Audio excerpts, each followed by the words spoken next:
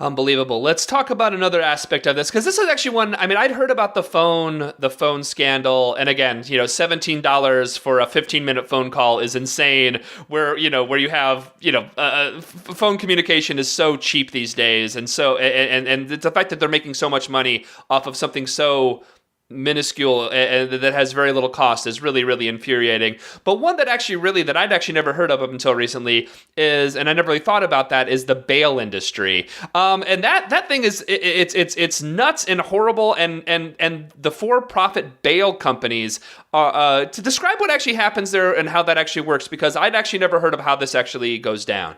Right. We as Americans just take it as given that you got to pay bail to get out of jail because we see it in Law and Order and we've seen it on movies and so on. And we just take that as some sort of, I don't know, part of the natural state of man or something like that.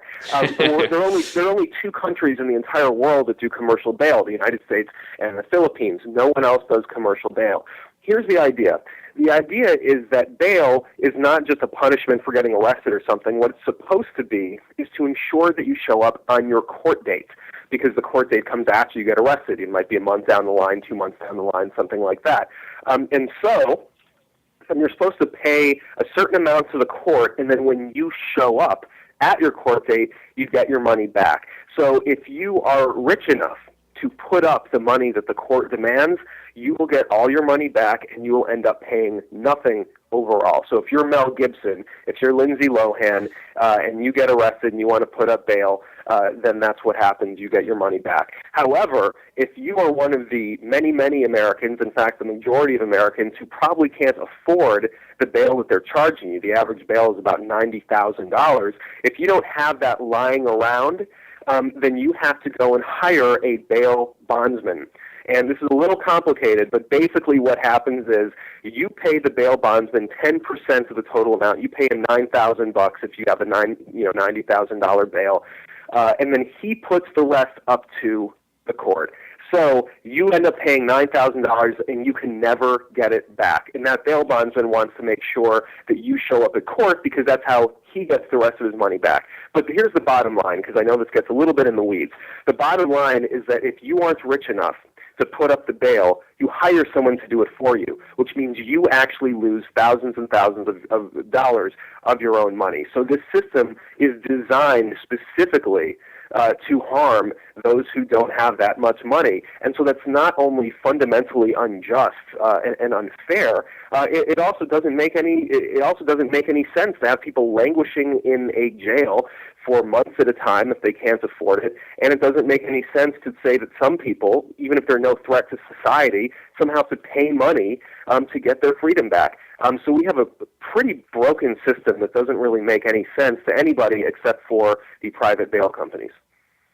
Yeah, again, like I've seen movies with bail bondsmen before, but I actually never really thought about how it actually works and like the fact that but the fact that bail is so high, especially for like non-violent criminals, and like again, when you think about this, that when someone is arrested for something, they actually haven't.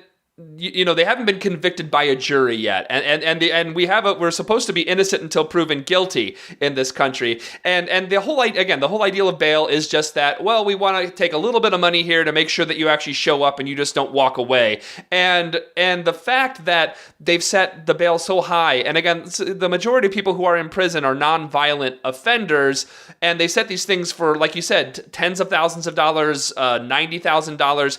For what? Maybe having drugs on you or something like that. And again, someone who's poor is not going to have that type of money. So the only way they can actually get out of prison is to go to a bail bondsman. And then that bail bondsman essentially just ultimately takes $9,000 from that person. Again, the whole, it is complicated, but it's very, very immoral. So, I mean, is there something on that side of this thing? Like, again, the whole prison industrial complex is vast and horrible, but is one of the aspects of that we need to be pushing for bails to be lowered quite a lot? Is that kind of the ask when it comes to the bail industry?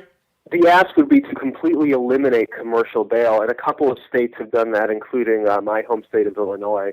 It doesn't do much else right, so I don't know why it did this right, but somehow it did.